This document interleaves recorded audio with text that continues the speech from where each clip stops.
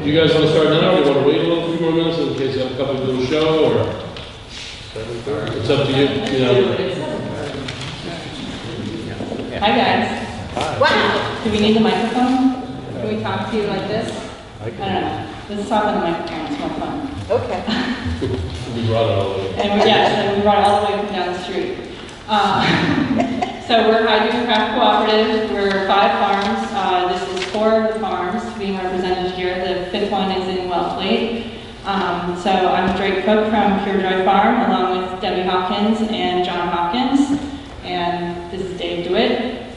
And we have Tim McCarthy over there from edicate Cannabis Connection. Filming. We are filming. If you have any questions, go ahead and raise your hand, and we'll answer them as they come. And we usually film everything we do, so we're used to the camera. We have Peter from Longneck Artisan Growers here, and Steph and Buzz from Out There Grown. We've all been farming in Truro for a number of years, some of us more than others. Dave? I've been farming for 31 years. And Steph? Same. Yeah, I think I'm at 28. I'm 29. Yeah. A lot. We're at 12. 12. And we've been doing it for 10. Just about 10, yeah. So we're a cooperative. It's one of the licenses that you can apply for in Massachusetts for cannabis growing. It's something that allows the small farmer to enter at a lower cost than the big cultivators, which is great because we're just small, tiny, minuscule farms here. Do you want to talk some more about co-ops? The co-op model was basically created in Truro with Julian here and Sarah Peake and my business partner Tim, looking at models of equity and able to get folks who can't be vetted with $500,000 to get into the industry, to try to come up with a solution to let farmers who in the state already have the infrastructure and the necessities to grow a crop successfully and get it to market. So they modeled the craft marijuana cooperative license from a shellfish co-op, basically make one downtown and then ones locally as well. So the legislation, the governor signed that last July, creating this new license. It wasn't one of the initial 4 licenses that was available. And they also, at that same time, did the micro business, which is the same basic idea, but it's more geared towards someone who wants to make a product, a cannabis product, and who might be small scale and just trying to get into the industry without having a lot of loopholes. I mean, financial loopholes to get over. So when they did this is basically what it takes to be a craft marijuana cooperative in the state. I kind of edited it down because it's literally like many pages in the regulations. So, and we want to, we're introducing a couple of names in here, maybe, no, not yet. So the overseers of this industry is called the Cannabis Control Commission. So if we say the CCC, that's what we're talking about. And if we say HDCC, we're talking about our group of our co-op, Dune Craft Cooperative. So that's what it would take. It talks about the total canopy license of 100,000 square feet. Every cultivator license in this state is a maximum of 100,000 square feet, whether it's a craft cooperative license or a cultivator license, which is geared more towards the larger scale producers. So that's, so we'll move on. We all know that we need more jobs in this town. I don't think any one of us can disagree with that. We would love to be bringing families back here, given opportunities to live in this town. the cost of rent and land here is so high that a lot of folks aren't able to live here unless they have a significant amount of income to do so. So we're looking for local year-round high-paying jobs that we're going to be bringing to our town. There's the industry jobs. Those are the jobs that people that will be creating with our business. So we thought it was 19. Yeah, 19. That by year 3 to 5, most of our business models take us projected forward to having about 19 new year-round employees in the town together, all of our farms together. Tim and mine alone, we're looking at paying them $20 an hour. I don't know about everyone else's business models per se, but ours is offering $20 an hour, and it'll be an employee-owned company as well. So, but the non-industry jobs are also really important. Those are your lawyers and your accountants and your electrician and the plumber and the garden center, and I think the list could go on. There's all computer technology, security technology, it goes on. So that's the non-industry jobs we're talking about. There's a significant amount of potential here to bring some tax dollars through jobs, and not just through the revenue, taxes into actual cannabis, but real hard-paying jobs where people can maybe get a head start in this town. So, you want to take it for a while? So right now we're in the process of applying for our license. It's a long process. And it's all through the Cannabis Control Commission, which is the state agency.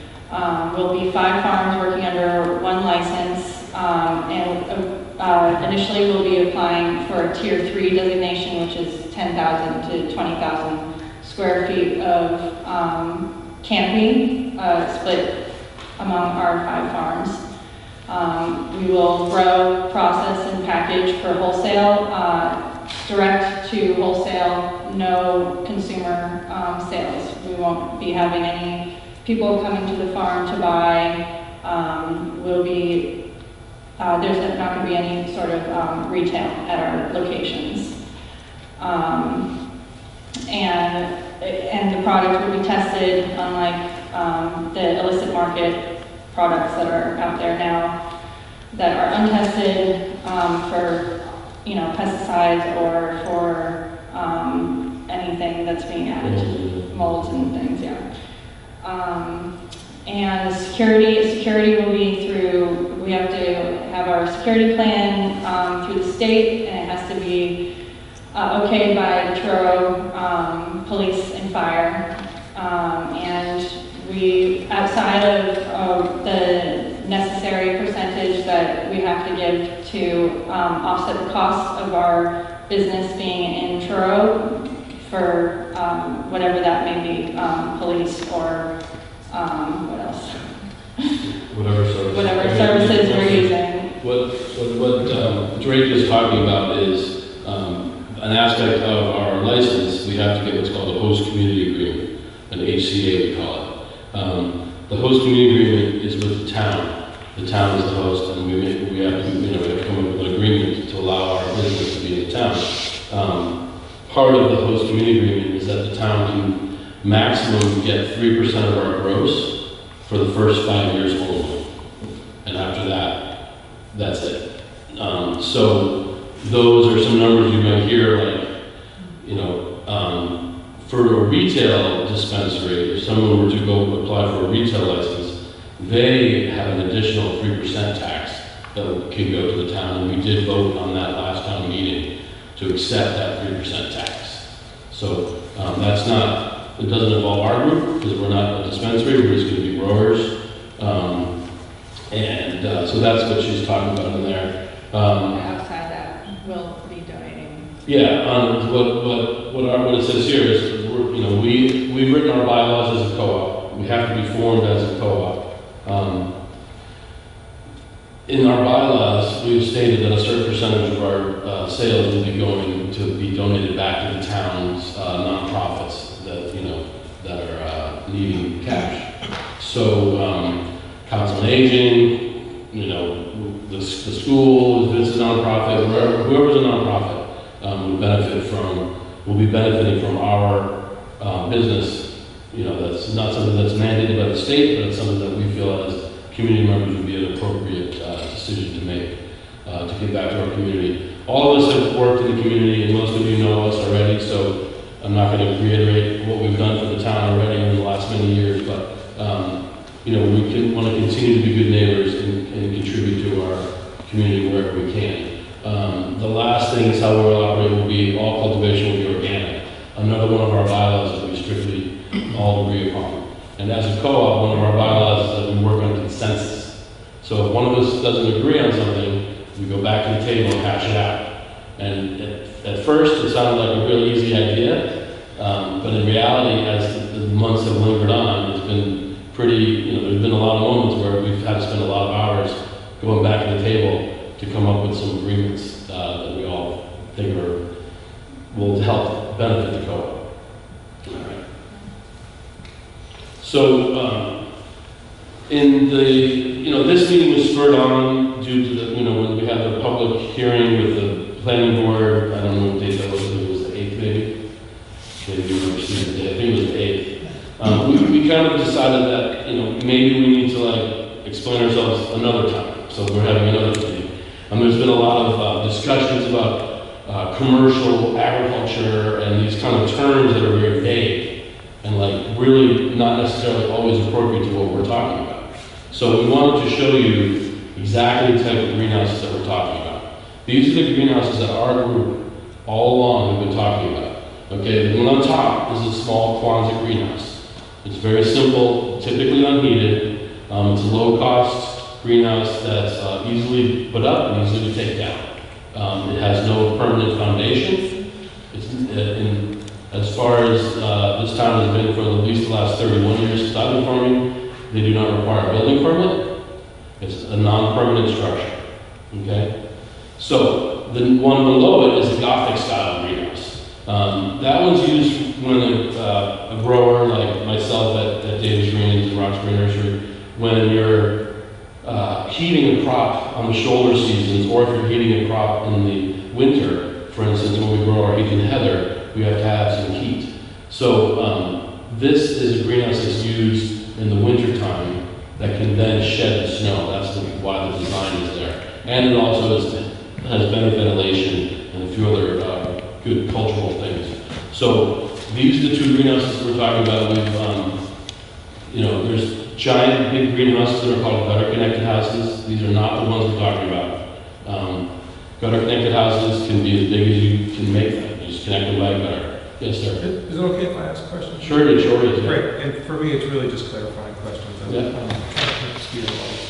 So how does this dovetail, for example, with the town's regulations? For example, that there needs to be security, or the plants need to be secure, they need to be out of public view. So is that something that you do with these? Are these locked? Are they secured? Are they behind a fence? You can certainly lock the door, but you can see it's just plastic, right? Yeah. I mean, it would take a pocket knife to get in there. But so how are you guys dealing with that? Well, we're going to follow whatever the state mandates we do. We're going to, you know, the security regulations are going to come down from them. They're individually doing every single site individually. So this site might not need security fencing, and another site might. So they're going to, the state will determine in our process of getting our application and our license what we need to do. And if it says we need to fence it, we will fence it. We'll do whatever the state's going to mandate us to do. So at this juncture, it's a little premature to talk about fencing because we really don't know if they're even going to require it. You know, so there's a lot of discussion with the CCC and other farms in the state where, you know, a lot of farmers don't want to put up fences because it stops the flow of migratory animals and et cetera, and they, you know, they don't want to have, you know, we have other things on our farm growing, you know, so so basically they're going to do it on an individual basis, and then we're just going to have to follow them to the letter as far as security goes. So we, and some of our group have been away for a few days, and I haven't spoken to all of them yet, but the my security, head of security that's going to work for our Cape Cannabis Connection, Tim and I's business, has agreed to be the security agent for all of us. And he's a retired police officer from Provincetown. And he said, go ahead and give my name. So Bobby Blair, some of you may know him, lobster fisherman and police officer. He's going to go and work with all of our farms, make sure that we're following the letter to the T for the state so that we can get our license, and then work with the town of Truro's police department to help minimize their expenses. So if Bobby can do some of the footwork, then the town will have to allocate so much of its resources towards that security issue. So Bobby Blair will be working with our police and our fire chief to make sure that we are compliant with whatever the state is requiring us to do. So that's news for all of you anyways, but we've talked about it already. They know Bobby's situation. So, any other greenhouse questions? No, that's helpful. By the way, so there are regulations already. There are very clear state guidelines and regulations. Let me just interject for 1 second. We should have maybe said at the beginning, but the regulations are online. You go to the Cannabis Control Commission, and the majority of, I would say 99.99% of everyone's concerns are in the regulations. They're covered. So read them. I'm not saying it's going to take, it's 80, 100 something pages long, and it's dry reading. It's not going to be fun. But if you're really concerned, read up on how regulated we're going to be. We're going to be so highly regulated, more than alcohol, more than tobacco, more than gambling. We're going to be the #1 regulated industry in the state. So if you're really concerned about a lot of the little details, it's right here. I actually have a copy that's pretty thick. So we suggest you go and read the regulations. Yeah, and it's supposed to be secured and not visible without. Yeah. But that's okay. So another clarifying question: how are you guys, if at all, involved in the retail business? Or is that just completely separate? We have no retail. We'll have no retail at all. There'll be no. And that's what you said. Okay. There'll be no direct sales, no retail sales. Our license only allows us to sell wholesale to a licensed state business. So we can sell to an adult use dispensary. Right. Eventually, we'll be able to sell to a medical dispensary when the CCC and the Department of Public Health merge in a couple months.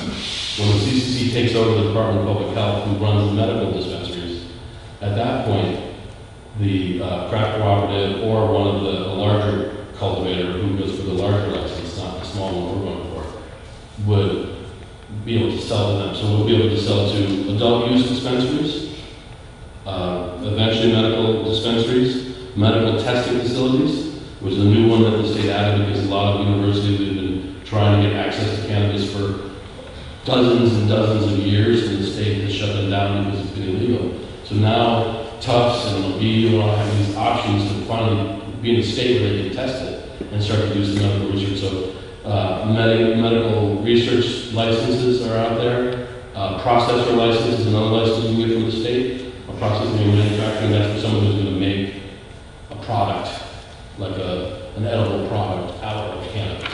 So we'll be able to sell to them as well, but only to a licensed, state licensed facility. So the other items that the town's dealing with before the town regarding the retail sale is separate. Would they be approved separately? So could you theoretically, as cultivators, everything goes through, you're fine, you can cultivate, but maybe the retail sales and some of the other distribution items before the town might not? And I'm not saying, okay, so I'm just trying to understand. Every licensed business in the state has to get a host community agreement. So every single business has to go work with town council, work with the board of selectmen, and come up with a host community agreement. As far as the bylaws go for cannabis in this business, in this town, those bylaws have yet to be written and voted on. So, as far as retail dispensaries go, and I think that's kind of what your main angle is the retail one, right? Or About just trying to understand, clarify. So the way that the state has delegated, has set up the rules for retail is we're allowed 20% of the the town can have 20% of the liquor licenses. So in this town, that's one. Right. So there can only be one Yep. in this town.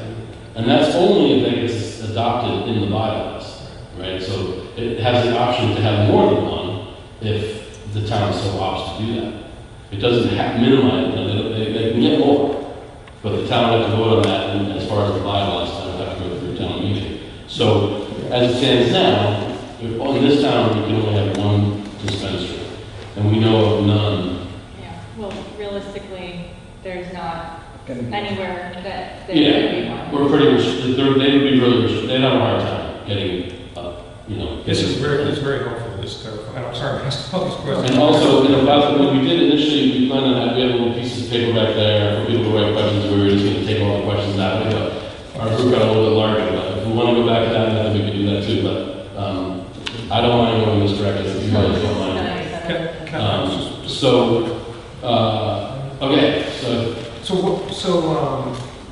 there's when I read through some of the proposed bylaws, there are a lot of terms and a lot of descriptions of potential businesses. So there's the farming and the growing. And the so when we talk to farming, let's break it into two. Yeah. There's the craft cooperative license. That's what we're applying for. Right. Then there's the cultivator license, okay, which is the same amount of square footage as we have total, but that can be one business with 100,000 square foot canopy. And then there's distribution and sales. So I'm confused about all the different. So all those have to get worked out in the bylaws. It's a matter of, Are they separate things? I guess they're all separate licenses, yeah. So there's a processing and manufacturing license, there's gonna be a distribution license, for someone who wants to transport business, testing facilities, and then retail operations, and then micro businesses. Okay. Can you Which expand is- on the micro business? Yeah, so the micro business is the same kind of, was created out of the same vein as the craft cooperative model that would allow small, not a lot of capital to get into the business. The state is really trying to emphasize equity and not have too many barriers to get into this industry, because if you look at all the states that followed us, you need $500,000 to get into the game. You can't even start to get in the game unless you have $500,000, and they bet you. And if you're betting and you don't have that, then you're out of it. You don't even get anywhere in the process. So this model was to encourage farms to get involved, and then micro businesses, which would be typically geared towards the way that they're kind of angling it a little bit, and the way it's kind of as the process is unfolding with the state, it's really geared towards minorities right now. A lot of minorities, people who have low access to capital, people who have historically been denied because of the color of their skin or their sexual preference or something along those lines. So they're really trying to gear and get those people who don't have means to get the traditional capital that some of us have, due to the nature of our sex and gender and ethnicity.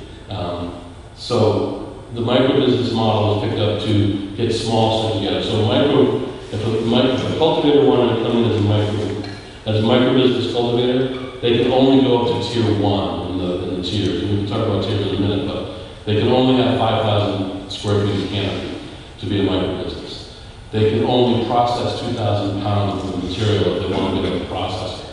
So they're limited in how far their business can be, by being a micro business. It keeps them small, but gets them in the game. The goal here is also to try to market these types of businesses, the craft cooperative and micro businesses, kind of like the craft beer model that happened through the late 80s, the mid-late 80s, and it's continued today, the craft distilleries that we have in our town, things like that. So, looking for a niche market. Can we compete with the big guys who have, 3 or 4 licenses, 100,000 square feet each license? No, we can't compete with that. So what we can do is have a quality product that's a niche market for us to try to get into that marketplace and get our footing in there. Another important reason for us to get in this industry soon, and we've been trying to work with the town, and lately have been really working with the town to get to this point since December. So our discussion today is not new. We've been discussing this since December.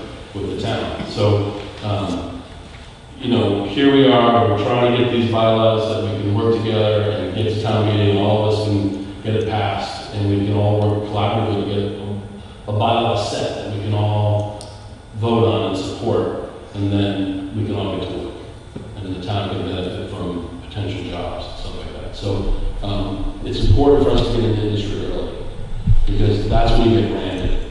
If the branding doesn't happen soon, 2 years down the line, other companies are already got in the shelf space for that niche that we're looking for. That niche is going to be very small shelf space. It's not going to be large. So we need to get in there early, and that's going to be, you know, that's one of the reasons we're trying to get this ball going, so we can get our businesses to be viable. Yes. I was at the planning board meeting. Could you speak up, please? I was at the planning board meeting a couple of weeks ago, and I'm getting a totally different vibe from this meeting. I don't know if it's because your lawyer was here or what, but I found that meeting to be scary, because they're talking about the future, and it seemed like everything was happening really fast. 80,000, 100,000 square feet, I found it very confusing. Mm-hmm. And I'm wondering if you're going to have your bylaws and maybe planning board bylaws ready for us to look at before the next meeting? Hurry up. It's going to be a planning board meeting. Can't hear you. You're right, I can't talk loud. Do Sorry. you want the mic? Do you want the mic? No, we're going to have a planning board meeting tomorrow night right here, and we're just going to discuss how we're going to implement the bylaw. There will be a planning board meeting for the cannabis bylaw the following week on the Wednesday. Right. The 22nd. That's correct. So let me, You're let's gonna backtrack a little bit. I just wanted to finish one Go thing. ahead, Scott. At that meeting, we hope to consolidate everything and provide everyone with a bylaw they can read. Okay. There will be a fall town meeting. Okay. And I have. And they're not, the town meeting is yet to be dated. They're actually voting on that now at the Board of Selectmen. But we're assuming, you know, time is, you know, tough, so it's probably going to get pushed back some more. But, you know, the last meeting, I think, had a different vibe because it was a planning board meeting. And this is just a meeting with us, Right, you know, but so. with your lawyer and when he was speaking, it just sounded very overwhelming, like Yeah. everyone was trying to I think you could calculate probably, everything, and it was a little scary to listen. I understand. I think there was a lot of confusion in the room. There's a lot of details. That's what we're trying to say. This is the greenhouse we're talking about, Okay. not something else. So, you know, we're here to address your concerns, and what was scary about that meeting is what we want to talk about in this meeting. So, you know, formulate questions, you know, give them to us. We'll, you know, that's what we're here for. We're here tonight to address your concerns and your questions, and to be more, and to be, I mean, we've had 2 public meetings already. This is our 3rd, and, you know, so we're more than, we've always been more than transparent with the town. We have done nothing but been transparent. So we're here to be your neighbor and ask, you know, and you can ask us the questions you might have. Well, I mentioned, when I went to the meeting at the library that we had, and it was a good meeting, and then the last meeting, I thought it was a completely different vibe, and this is a whole different vibe. Well, it was a planning board meeting. I mean, and, you know, and granted, and I'm sure you can appreciate our need for a lawyer, right? I mean, obviously, Yeah. we need a lawyer. Okay, this is a very Maybe he could be like. intense, confusing industry and time. I mean, we're making history, right? This is like history breaking stuff. That's why everything's being filmed, because this truly is. We're the first state to offer the craft cooperative license. No other state has done it, and most of my consultants in those states have said, God, I wish we did what you guys are doing. The CCC has done a great job. It's unveiling slowly, and it's not moving as quickly as some people would like, but they've really done a fine job with the regulations. They're actually really good. And they involve the public through the entire time. They have very many open meetings. Every one of their meetings has been filmed. I've watched every single one of the CCC meetings, and I've spoken, I've testified at the State House 6 times. I went all over the state to meetings, and they listened to the people's concerns, negative and positive, and everything, and wrote these regulations. So the state, the community has been involved more than any other state. It hasn't just been a legislation body going over there. They've included all of us. And I apologize, but our bylaw draft is online on our Facebook page right now. It We've is. submitted it to the planning board. What Steve is talking about tomorrow night, Steve, can I Tomorrow night, we're actually talking about the house size amendment, but we are having this on the agenda not to take public comment, only so the board can just formulate methods of the next meeting, you know, just to make it a little less, And we're hoping that ours will be consolidated together and that they'll release that on the 22nd. But you can The find out. bylaws that we've been working on collaboratively with the town have moved along quite well in the last few weeks. I do believe that, you know, we have some sticking points for sure, but it's been a collaborative effort. And I do believe that we're gonna, you know, we're all optimistically hoping that we're gonna get through this together and get a bylaw that we can pass at town meeting, so we don't have to have a contentious talk. One more quick question. Sure. Very quick. All fencing and lighting shall comply with the state regulations. Does that mean the lighting regulation overrides the Truro lighting bylaw? No, No. I think that as we've written in the proposed edits is, that whatever is the, oh no, it's percentage, what's that? Oh, yeah. Well, the regulations for the, by the commission, as far as interior lighting, say you were going to light your greenhouse, the CCC is required that you only use an LED grow light, which only casts down. Whereas currently, in Truro, we do have the like exterior lights with all of the, you know, down lighting. But in a greenhouse currently now, if I want to grow tomatoes, I can use a high pressure sodium halide, which is those grow lights that you think of when you think of that light that casts a lot of light and casts it in all directions. We are, which is a traditional method of growing a tomato inside, or if you're starting your starts. But the CCC has required that any cannabis will be grown with the new technology, which is like a cool light, the LED, and it only shines right down. There's no off lights. And then as far as exterior lighting, you know, for security reasons, they will comply with the Truro down lighting. So there will be none, you know, we all want to see the stars too. Thanks. Quick question. Yeah. As far as applying for your licenses, has that process been started before the town has bylaws passed? Yes. So the Yeah. licensing, We're in the middle of our licensing But process. it can't be completed Until until the host community agreement is signed. is agreed on, which is dependent upon the zoning bylaws being passed. Okay, so I'm gonna take your, she did have her hand up first, so I'm gonna go with Marcia. Yeah, no. I've asked a bunch of questions, so no, you go ahead. Thank you, Dave. With this picture, I've gone to all three of your meetings, Mm-hmm. and I'm still finding a lot of vagueness. Okay. So take, for instance, these pictures. We have a Quonset, we have a Gothic. Mm-hmm. What's to say that you won't be putting what I've heard, a pod or a brick building, something other than something that can be cut through with a knife? What's stopping you from doing that? The special permit process would most Okay. likely stop that. And that, okay. You know, if it's, So- if any site doesn't pass through the special permit process, then that site cannot be used. And so the site only gets these two things, that's it? No. No. Well, then explain, If, let's say I was to build a one-story building with cedar shingles and clapboards, and I painted my trim white, and I had a nice asphalt roof, Right? okay? And it was allowed to be built on that property, and it was, you know, allowed to be there. And we built that building, Uh-huh. and then we grew cannabis inside of it. So we're not saying, you know, structures are necessary for this industry. There's a significant amount of stuff that we want to do that's not going to be in the greenhouse.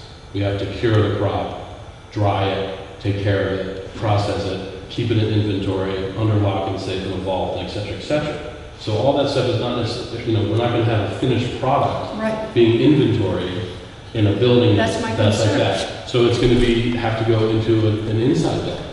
But there's no one to say, you know, you know, if a building can be built on a lot and it needs to go through the special permit process, it's gonna have to go through that process, and then it has to go through a site review. So none of these locations are gonna be allowed to go any further unless they can get through those 2 channels which already exist in our town. So we're not asking for anything special. We're asking to go through the same process that we've had to go through whenever there's a special permit requirement. Okay, so, again, please, excuse me for not understanding, but, so that we hear rumblings of the word pod. Containers, yeah. Containers. Shipping containers, Where does yeah. that come in with this? That would maybe sit right next to that greenhouse. So that it is possible after you got some sort of special gobbledygook thing, right? After some You special. got your special permit or something, you could have a pod. Well, the town would have to give us a special permit to have Right. the, to have the pod. Okay. So that would go through the zoning board of appeals, and that same process that anyone would have that would want a pod. You know, I mean, you know, any structure that needs to, is in a non-use, you know, non-conforming use situation. Sure. So pod, a building with shingles, it's really the same to us. It's a structure that's going to be needed for our business to run. Whether it's a pod or not is you know, is up for debate. And it's not as, you know, it's like one of those things where it's a cost-effective method of storing something out of the weather and keeping it secure, as opposed to a greenhouse where you could jump the fence and slice open with a knife. And Okay. if that's a situation of a knife and a jumping over a fence or something, and you've got an ex-Provincetown cop doing the site decisions, did I hear that right? Yeah, So there's going to be one guy that says, yeah, that's good, but that's not? No, the state's going to decide the security measures. They're gonna Not come. this cop. Not the cop. No, the state's going to come here. Each site. Each site, every single site, and they're going to say, this site needs this much security.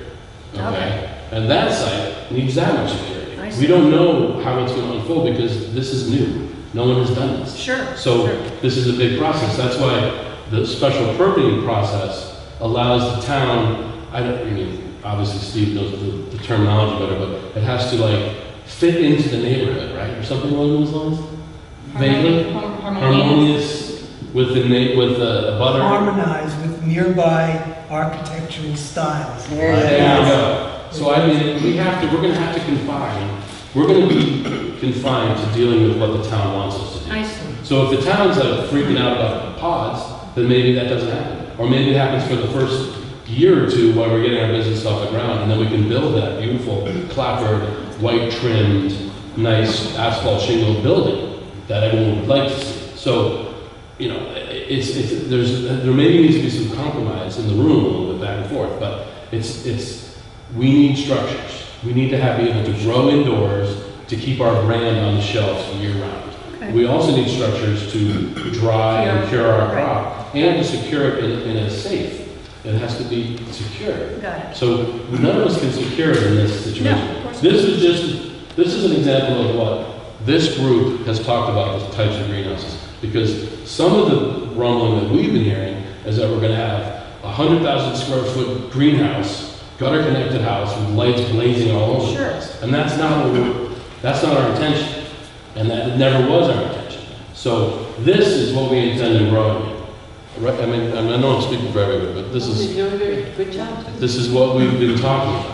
And So- when you say tier 3, does that mean that there's more of this? And then at the end of 5 years, does tier 3 move on to tier 19? I think he's gonna explain the tiers in a few minutes. Okay, great. Bring it back I'm a to little the- That's confused on that as one thing well. out. We have to, all of us currently grow in greenhouses like that. Okay. Right now, those greenhouses exist, and have existed for 10, 15, 20 years.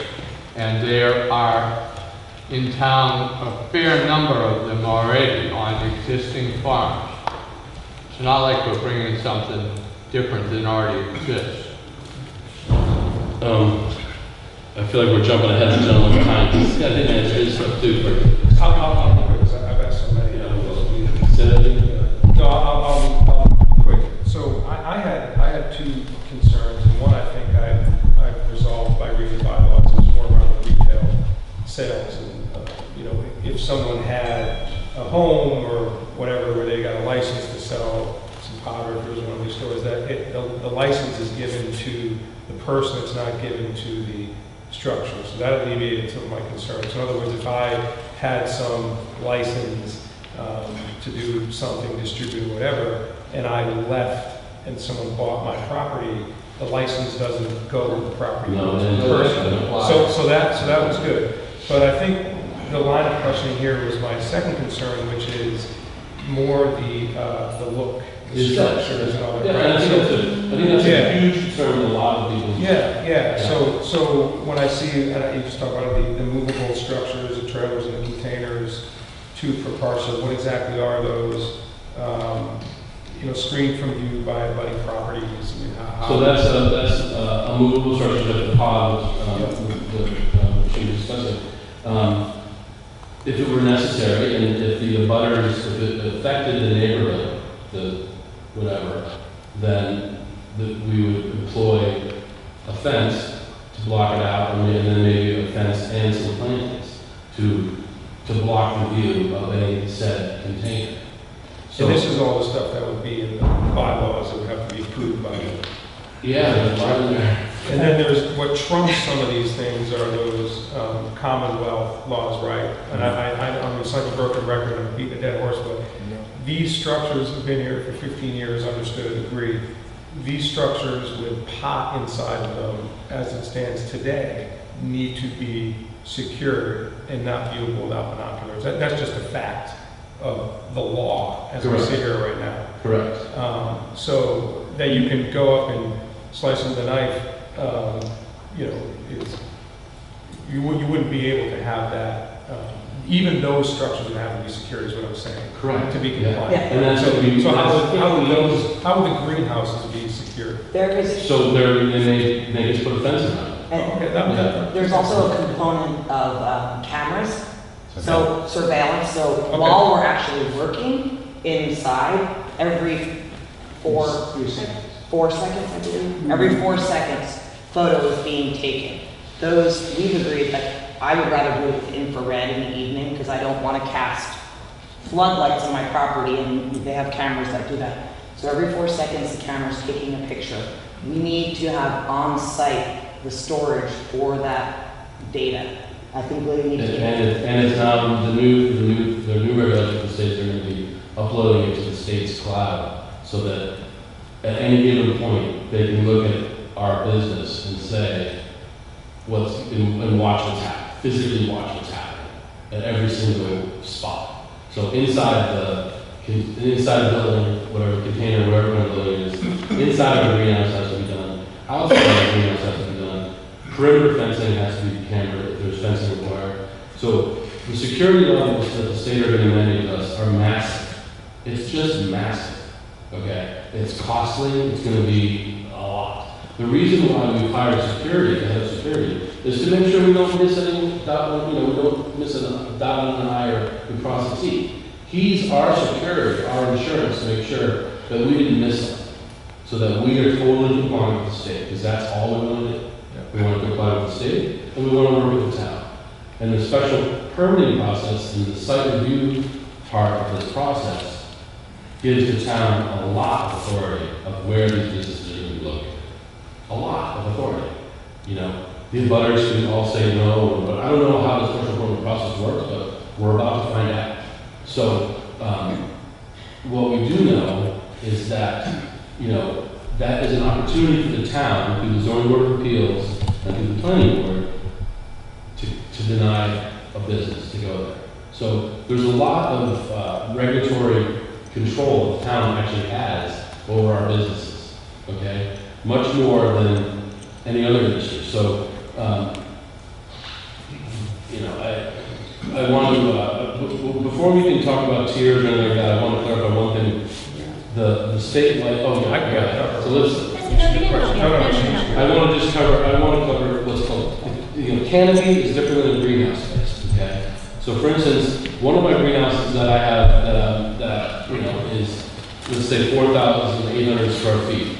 I can't grow 4,800 square feet of canopy in that location, okay? Canopy is plant to plant touching each other. If we were to take a birdshot view down of the crop growing, that's the canopy, okay? There's what's called headroom in a greenhouse. When you walk in, it's typically the first 20 feet of the greenhouse is for working, storage or whatever. And then there's aisles and there's walkways and there's all sorts of stuff. So a greenhouse like that on the bottom, which is a 28 by 96 foot greenhouse, is significantly, a third of that is not in production.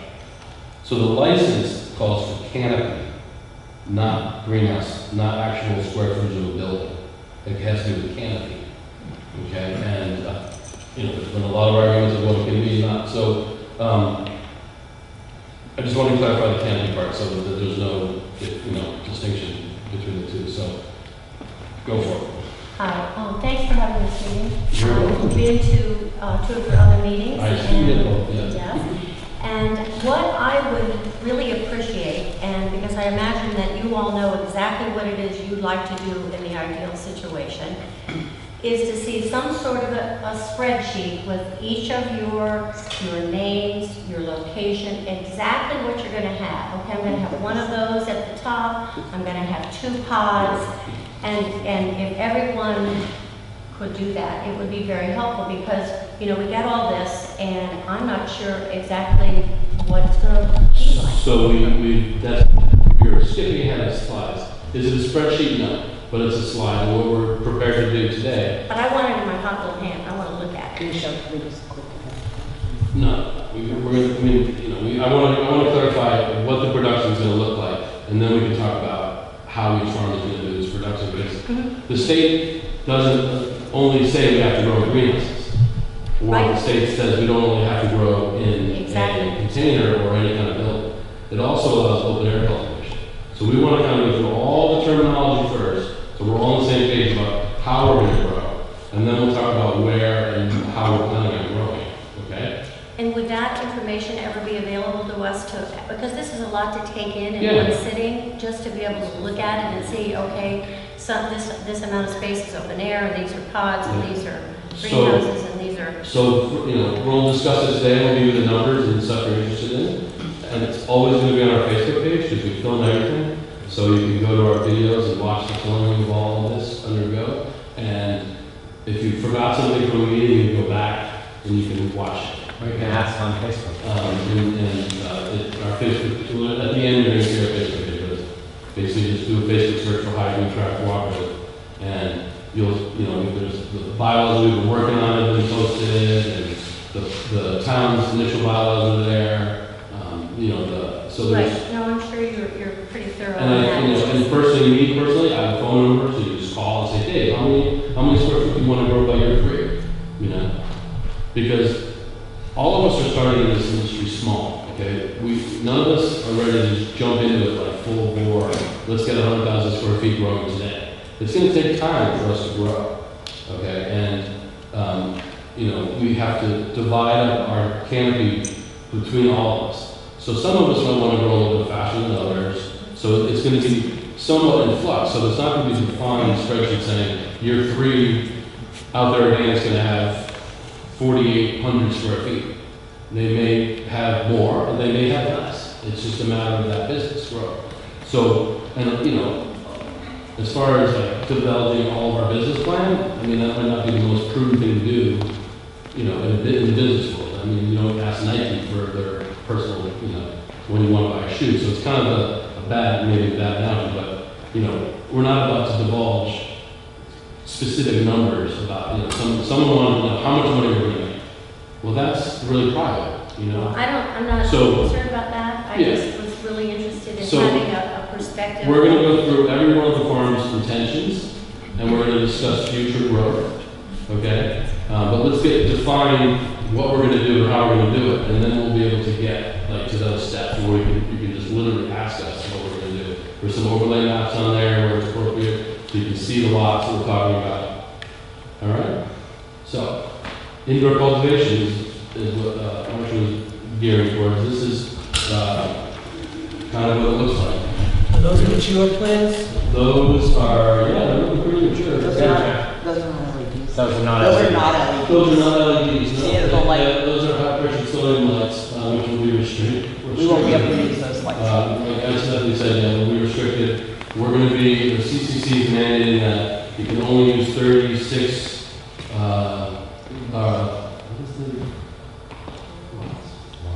Yeah, you can only have a light strong enough to cast 36 for lumens, certain amount of lumens per 36 square foot on the smaller unit.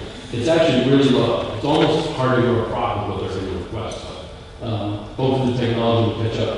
So that's what an indoor thing looks like. There's lights associated with it. There's a drainage system for water to go to. There's air conditioners, HVAC, filters to get rid of aroma and odors. That's kind of what it is.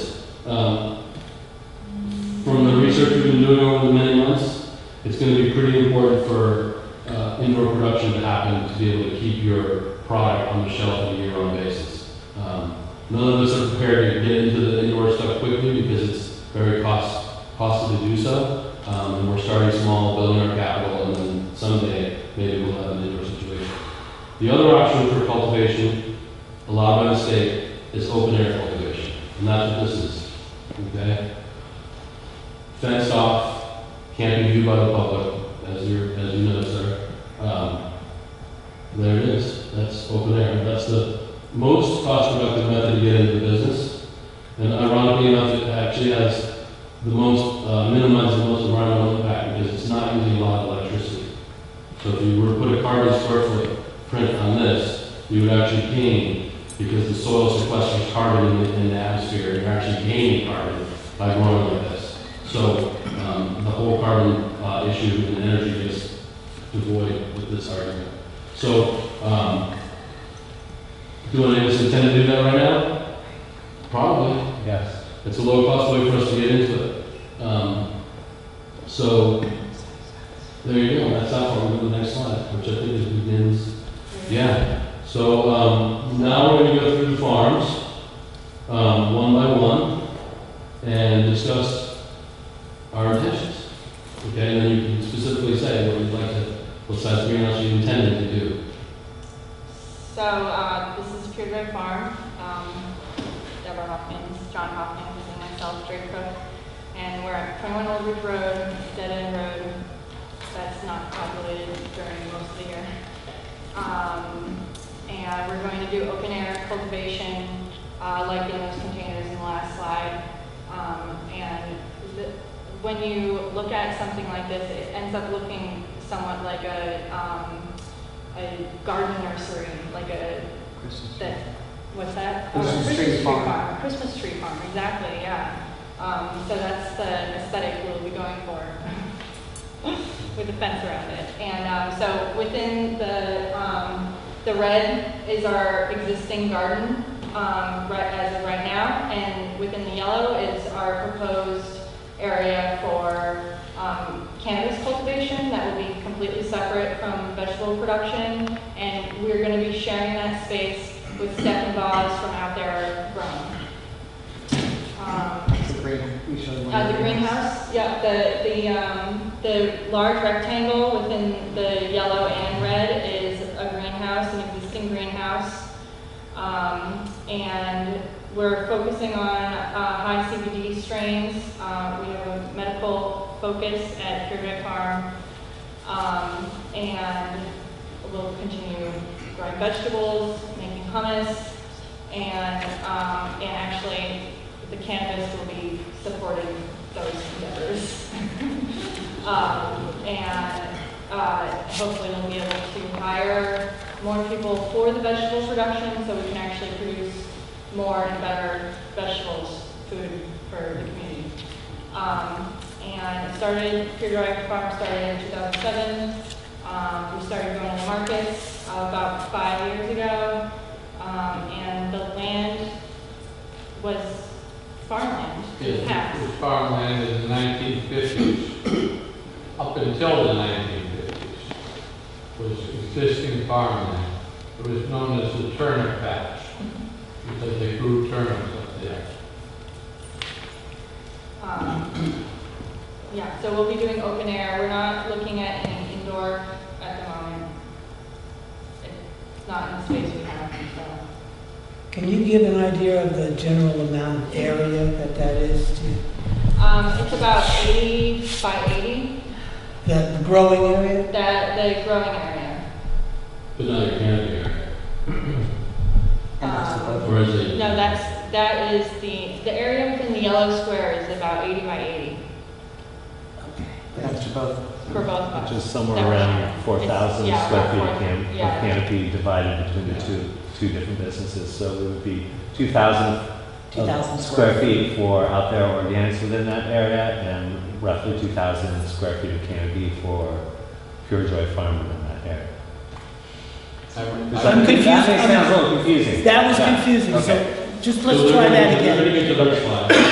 Oh, we're talking about another farm. No, we are leasing land. Oh, okay. Because we're We located live in in the National park, yeah, we live in the Seashore, park. federally not okay. Our farm is in the park, so I until understand. something, Okay. yeah, that's not How happening. big is that parcel that we're looking at? Just the whole thing? It's just under an acre. Okay. So if I'm looking at that map, kind of, it looks like their potential canopy product, or cannabis area, which can't all be cannabis, That's- because that means they have no space. Yes. That's like, You're looking like maybe, what, a fifth of their lot, maybe? I would say, guesstimate, if I'm just guesstimating. And that's split between two brokers, so we're gonna get to these guys in a minute, and they can, so if you wanna specifically tell about how many square feet you're planning on doing this year. that might be better. yeah, we're looking at 2,000 square feet of canopy first year. You know, that's clear, but then unclear. And maybe, because I don't understand how many plants would grow in a square It foot. depends on. Trade secret. Subjective, because some people grow small little ones and they're just growing Lots of for them. one, you know, like bud basically, and some people grow Some larger. just grow one larger That's- than the size of So the in the canopy, as we discussed, right, the 2,000 square feet, it could be, it varies on the style of agriculture that you choose to employ. I can accept that, That's I'm why- just trying to get a concept. There's of- different techniques to growing. Instead of doing a plant number-based system for the. I get the canopy concept. Yeah. I get it.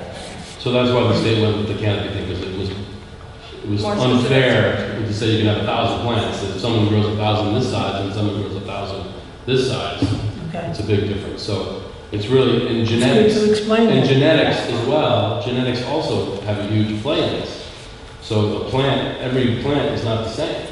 So some may yield maximum, a pound. Others may yield 5.2 pounds. It's really up to the genetics. So I think that's why it's important that we understand canopy, because that's not total canopy in that square.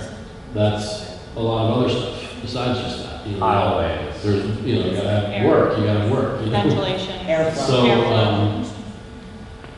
you're talking about 2,000 square feet of canopy. Canopy. Okay. So we're gonna total this up, and that's gonna tell us what tier we're at, okay?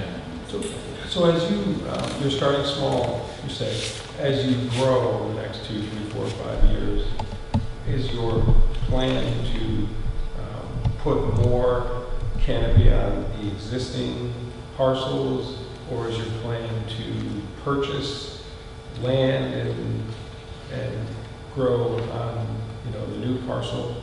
How do you plan, or How do we grow our businesses? Yeah, it's not a big place. So I'm just wondering, even just personally as a The business answer person. should be both. Oh, okay. Some farms may let lease another piece of property. They want to lease another piece of property. For instance, I've already been approached by 4 people to grow land, to grow cannabis on the property.